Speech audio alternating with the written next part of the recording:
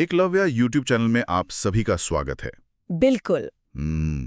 आज के इस डीप ड्राइव में हम उन तमाम रिसर्च और नोट्स की गहराई में जाने वाले हैं जो खास तौर पर एमपीपीएससी प्रीलिम्स 2026 की तैयारी कर रहे उम्मीदवारों के लिए मतलब एक मास्टर स्ट्रोक साबित हो सकते हैं। एकदम सही कहा। हमारे सामने जो डेटा रखा है ना, वो एक बहुत ही चौंकाने वाले ट्रेंड की तरफ इशारा करता है। 2017 से लेकर 2025 तक के पेपर्स का अगर विश्लेषण करें तो ये बात शीशे की तरह साफ हो जाती है कि परीक्षा में पूछे जाने वाले 80% प्रश्न सिलेबस के केवल 20% कोर हिस्से से ही आते हैं। और यही वो 20% हिस्सा है जिसे अक्सर नजरअंदाज कर दिया जाता है। वही ना। तो आज का हमारा मिशन इसी तिलिस्म को डिकोड करना है। आज का मुख्य विषय है यूनिट 5 मध्य प्रदेश की राज्य व्यवस्था, और उसमें भी जो सबसे महत्वपूर्ण हिस्सा है पंचायती राज। देखिए, इस चर्चा का मुख्य उद्देश्य उन प्रत्यक्ष तथ्यों या कहें कि डायरेक्ट फैक्ट्स, मल्टी स्टेटमेंट वाले उलझाने वाले सवालों और मैच द कॉलम वाले प्रश्नों को हल करने की एक अचूक समझ विकसित करना है। बिल्कुल। अक्सर होता यह है कि तैयारी करने वाले राष्ट्रीय स्तर के पंचायती राज को रटने में अपनी सारी ऊर्जा खपा देते हैं, लेकिन अगर इस परीक्षा में वाकई बढ़त हासिल करनी है तो सफलता की असली चाबी इन सभी कॉन्सेप्ट्स को मध्य प्रदेश के विशेष संदर्भ में समझने में छिपी है। मतलब सिर्फ ये जानना काफी नहीं है कि पंचायती राज क्या है, बल्कि ये जानना ज्यादा जरूरी है कि मध्य प्रदेश ने इस ढांचे को कैसे अपनाया और इसमें क्या-क्या नए प्रयोग किए। तो फिर एकदम शुरुआत से शुरू करते हैं। जब भी स्थानीय स्वशासन की बात आती है तो नोट्स में एक साल बार बार उभर कर आता है 1882, और एक नाम जो हर जगह दिखता है, लॉर्ड रिपन। मैं सोच रहा था कि आज़ादी से इतने साल पहले आखिर ऐसा क्या हुआ था। असल में लॉर्ड रिपन का 1882 का जो संकल्प था उसे भारत में स्थानीय स्वशासन का मैग्ना कार्टा कहा जाता है। उन्होंने ही सबसे पहले ये विजन रखा था कि प्रशासन निचले स्तर तक जाना चाहिए, इसीलिए उन्हें इसका जनक माना जाता है। और इसी का नतीजा था कि ठीक एक साल बाद यानी 1883 में स्वशासन अधिनियम आया। बिल्कुल, जिसने सभी प्रांतों में इन संस्थाओं को बनाने का रास्ता साफ किया। और यही विजन आगे चलकर महात्मा गांधी के ग्राम स्वराज के दर्शन का भी आधार बना। उनका सपना था कि सत्ता सीधे आम जनता के हाथों में हो। सही बात है। और गांधी जी के इसी सपने को संविधान निर्माताओं ने ठोस कानूनी शक्ल दी। भारतीय संविधान का अनुच्छेद 40 इसी दर्शन का सीधा परिणाम है, जो नीति निर्देशक तत्वों यानी डीपीएसपी में आता है। एकदम। अनुच्छेद 40 राज्य को निर्देश देता है कि वो ग्राम पंचायतों का गठन करे। यही वो असली संवैधानिक आधार है जिसने सत्ता के विकेंद्रीकरण को सुनिश्चित किया। यहाँ पर कहानी में एक बहुत ही दिलचस्प मोड़ आता है।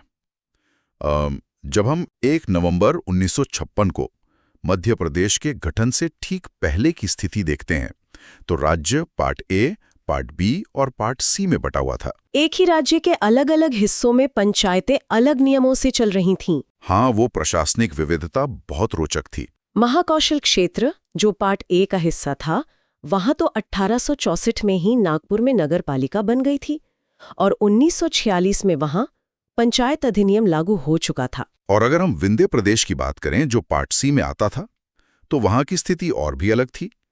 1949 में वहां जो अधिनियम पारित हुआ उसमें पंचायतों के नाम बहुत ही अनोखे थे।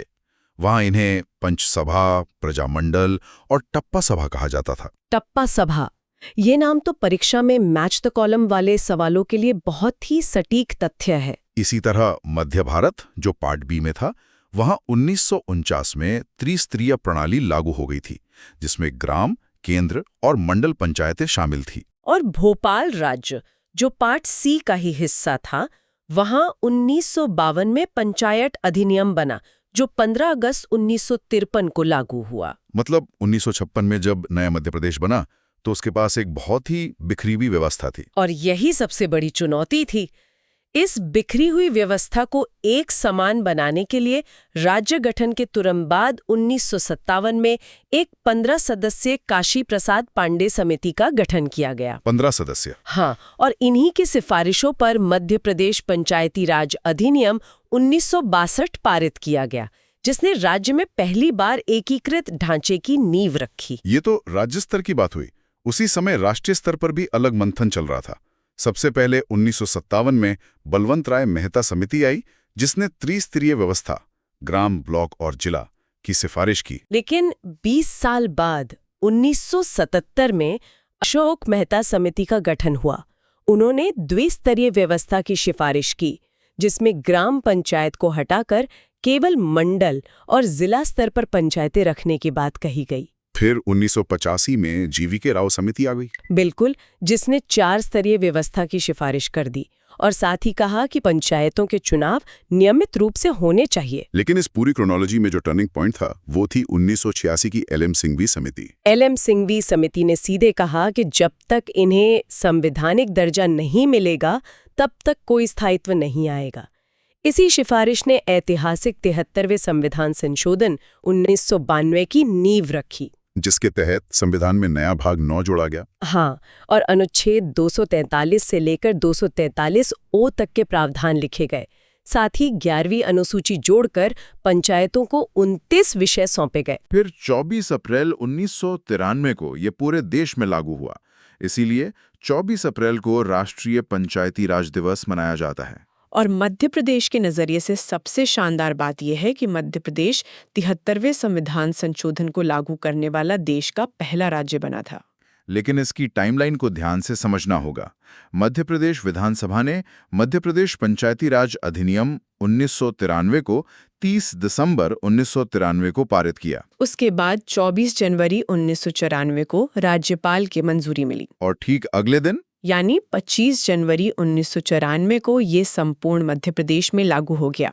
इस मूल अधिनियम में 15 अध्याय और 132 धाराएं शामिल थीं। अब जरा इसके वर्तमान ढांचे और अपडेटेड डेटा पर आते हैं।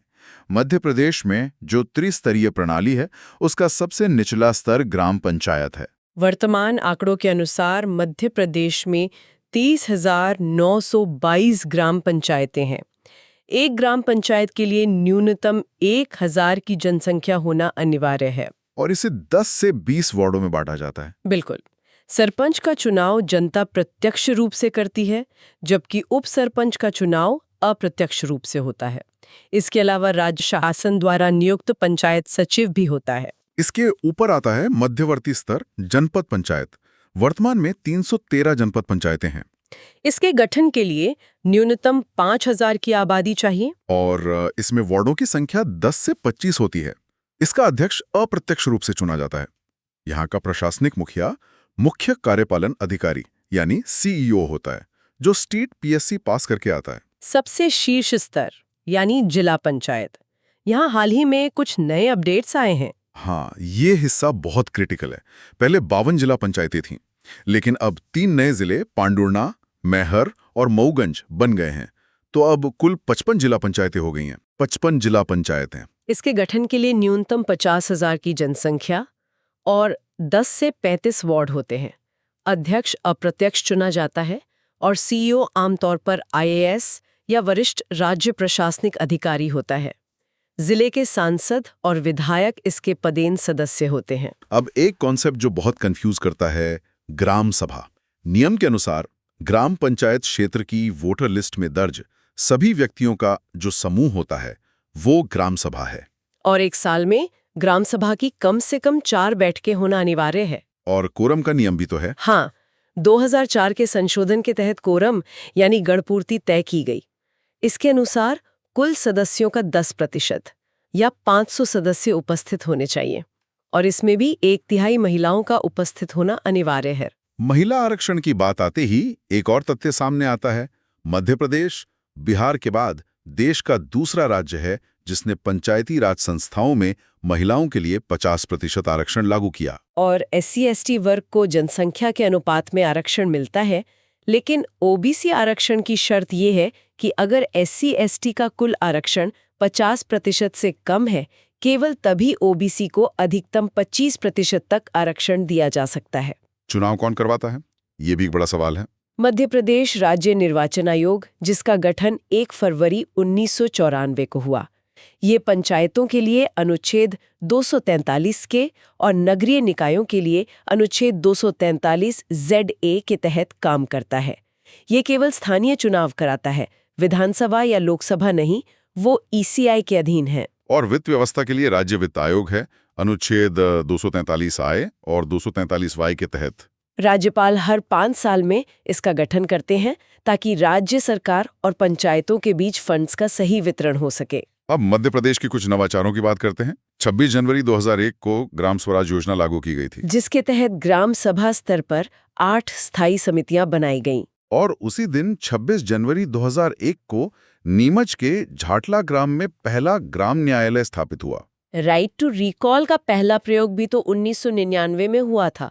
शहडोल, जो अब अनूपपुर है, वहां की पल्लविका पटेल के खिलाफ। बिल्कुल। और अंत में पेसा अधिनियम 1996 यानी PESA, इसे 24 दिसंबर 1996 को लागू किया गया है। ये 5वीं अनुसूची के 10 राज्यों में लागू है। मध्य प्रदेश में इसके आंकड़े शानदार हैं। ये 88 जनजातीय विकास खंडों में लागू है। चौपाल के जरिए 8000 से ज्यादा विवाद सुलझाए गए हैं और 11,000 से ज्यादा नए बैंक खाते खुले हैं।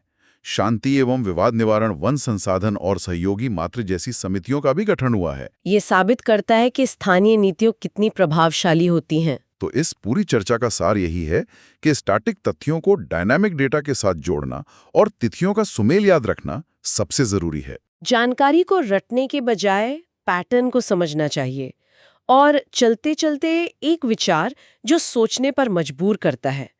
आज हमने देखा कि पैसा कानून के तहत चौपाल से 8000 विवाद सुलझे हैं।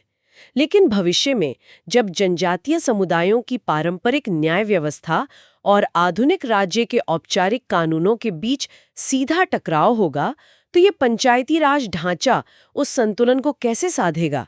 क्या हमारी व्यवस्था इसके लिए पूरी तरीके से तैयार है? ये वाकई बहुत ही गहराई से सोचने वाला विषय है जो व्यावहारिक प्रशासन को समझने के लिए प्रेरित करता है। आज के विश्लेषण से तैयारी के लिए एक मजबूत आधार तैयार होता है। ऐसे ही क्विक रिवीजन टॉपिक्स के लिए एकलव्य YouTube चैनल को सब्सक्राइब करें।